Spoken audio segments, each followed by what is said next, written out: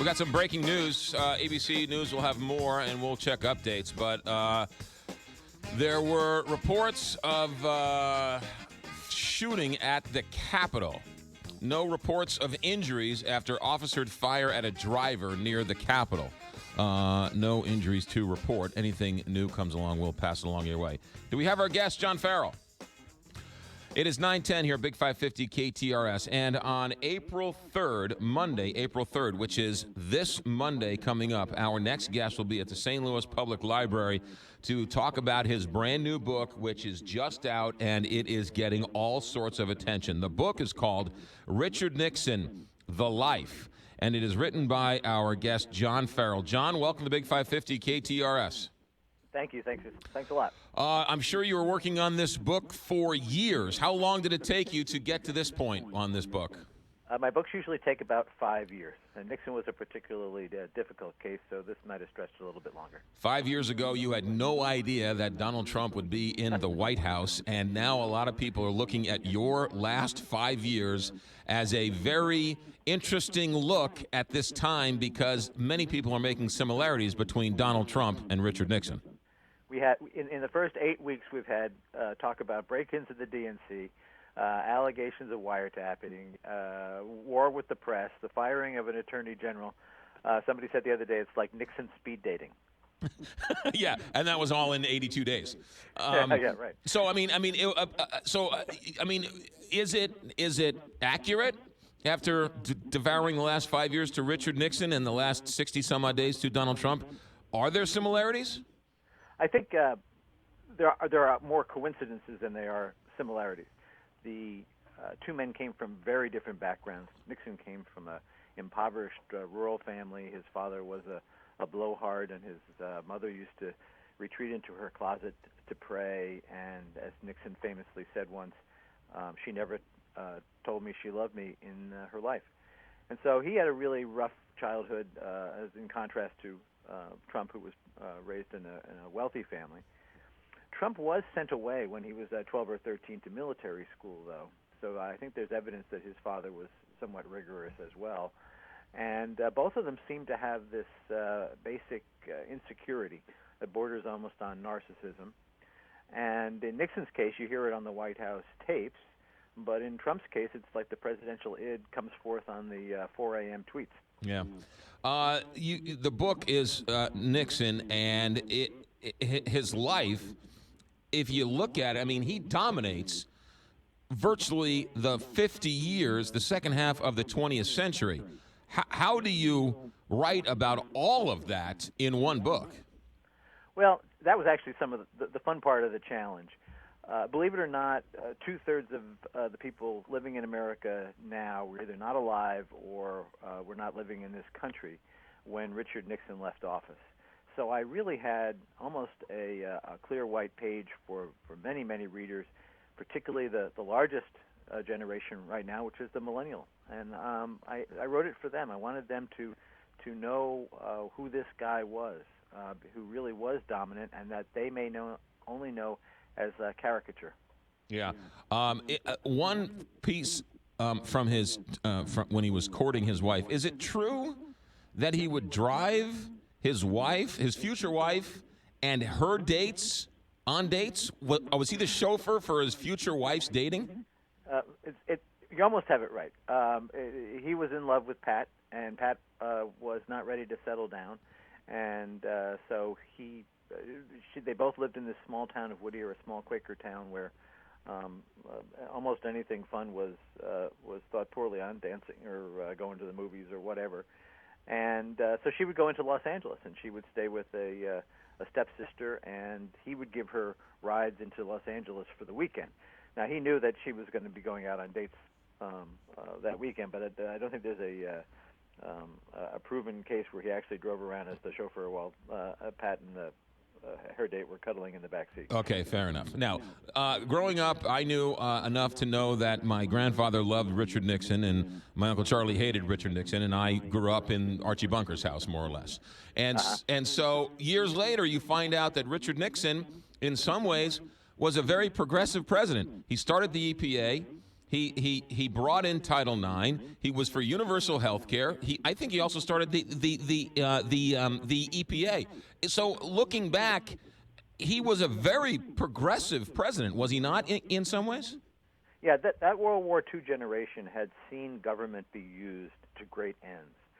And you have to remember that in their lifetime, in Nixon's lifetime, the population of the United States doubled. And so all those people needed health care, they needed hospitals, they needed roads, they needed schools. And they were all moving. They were all moving, leaving the Rust Belt and going down to the Southland. And so there was a great demand for government action. It was the Cold War, so the idea of unity in the face of a foreign foe was very well ingrained in them. And so activist government until Ronald Reagan, until Jimmy Carter spoiled things and Ronald Reagan reversed the course, was very much in Nixon's core beliefs. He opened up a lot of those things. The other thing he did is that the Social Security cost of living increases passed on his watch. And you talked about the environment. They polled the major environmental clubs a few years back, and they said the number one president was Teddy Roosevelt, and number two was Richard Milhous Nixon. So he couldn't get elected dog catcher today in the Republican Party with this record. Well, it's kind of sad because he sits all there by himself. He's not beloved by the Republicans anymore, and the Democrats, of course, have not forgiven him. And it's too bad. The healthcare story is very interesting because he came from this impoverished background. He had one beloved younger brother die very quickly of meningitis, and an older brother die over 6 years of tuberculosis. And he was denied his chance. Dick was denied his chance to go to an Ivy League school because the family needed him to stay at home and work at the family store. And so he knew the impact that healthcare, that sickness and illness had in a family, and stretched their finances. And that was one of the reasons why in 71 and again in 74, he introduced a bill very much like Obamacare, based on the private insurance industry.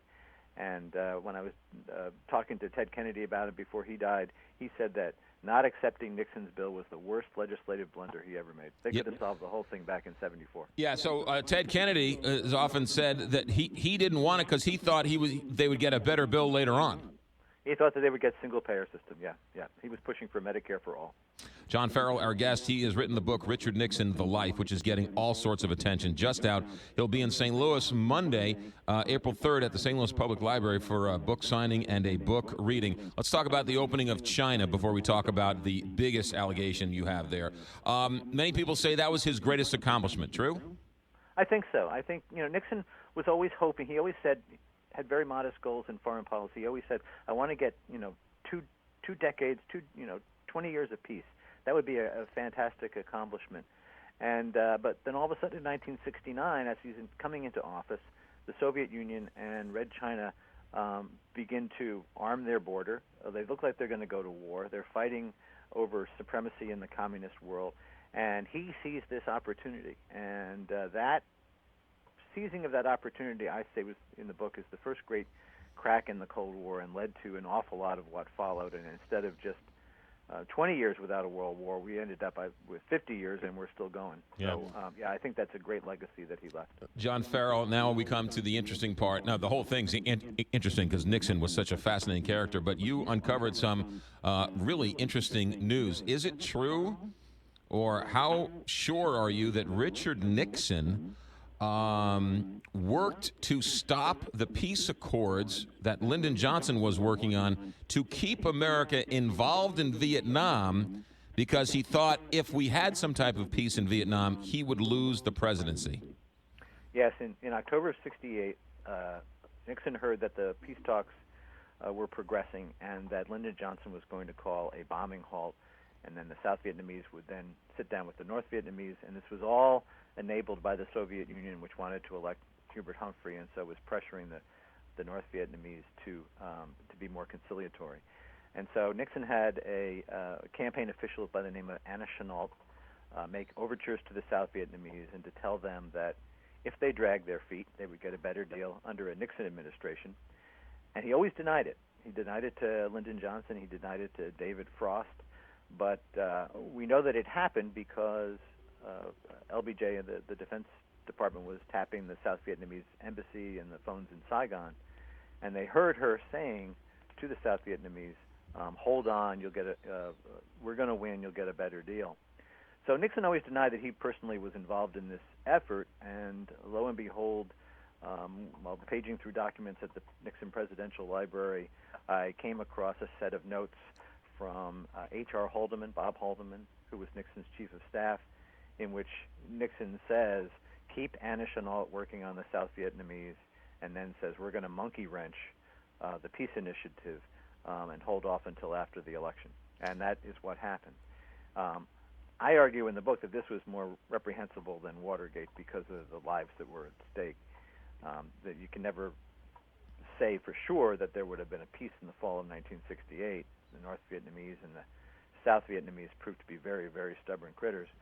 But as a biographer, I had to look at Nixon's moral compass, and to put his election over the prospect for peace, I thought was a very devastating indictment of that moral compass. John Farrell, why did the Soviet Union want Hubert Humphrey to be president?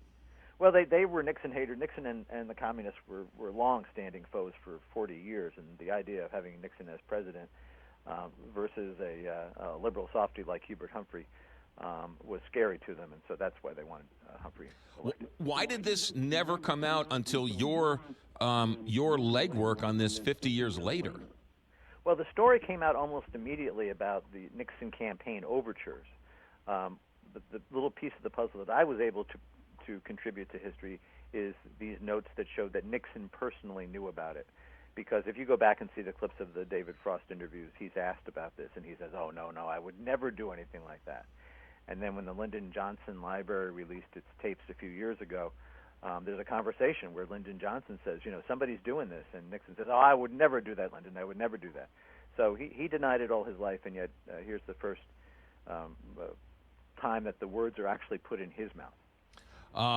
John Farrell, our guest. The book is called Richard Nixon, The Life. It's bookstores everywhere, online everywhere, and including St. Louis Public Library on April 3rd. This is something that you need to drop what you're doing, cancel your plans, because it's a fascinating conversation. John Farrell, we finally left Vietnam, finally fell in what, 73? Is that right? 75. But we pulled out when? How much did South Vietnamese get a better deal? And when did Nixon finally pull out all the troops? Now, Nixon started pulling out the troops almost immediately, and most of the American fighting forces were gone by 1972, at least the ground infantry forces. But we managed to fight off the last major North Vietnamese offensive with air power in 72, and then we left, and it was a very cynical strategy called a decent interval strategy, in which Nixon and Kissinger went to Russia and they went to China and they said, we're not saying that South Vietnamese has to last forever. We just want to be able to go home with our flags flying and with some honor, and then we will let events take its course. And Nixon, in the back of his mind, I'm sure thought that he could defeat another North Vietnamese offensive using air power, but then Watergate intruded and ruined his bargaining power, soured the country on the Nixon administration and on the war in Vietnam. And when that offensive finally came in 75, after Nixon had left office, there was no will on the part of Kissinger or Ford to go back in there and save South Vietnam. Haldeman's dead. Richard Nixon's dead. Anybody alive who you talked to about this and could confirm this? Yeah, confirmed. Well, Kissinger is still alive. George Shultz, who later went on to be Secretary of State, is still alive and kicking, and John Dean is still alive. So there are more than a few old Nixon hands around. And when you asked them about this, what did they say? About the Nixon, about the fate of Vietnam, or about the no, about his secret plan to stop the negotiations. They've actually been, the ones I've talked to have been complimentary. I don't think that they ever really believed Nixon's denials, and in fact there are some of oral histories at the Nixon Library where they sort of say, this kind of thing happening in the campaign could not have happened without Nixon knowing. So I've heard that the Nixon Library has sort of decided to sort of bring the unvarnished truth out and let people decide for themselves. time is passing. It's going to be next year. It's going to be the 50th anniversary of Nixon's election. So I think that all of these presidential libraries, as time goes on, they realize that they have much more appeal to people by showing fair and objective history than by showing a slanted version. John Farrell, great work. It only took you 6 years to become the most relevant book on the planet. Richard Nixon, The Life, published this week, and he's going to be in St. Louis on Monday, April 3rd, 7 o'clock for a book signing and a book reading. John, safe travels, and thanks for your time. I can't wait to get to St. Louis. You got it. John Farrell, the book is Richard Nixon, The Life. 9:25.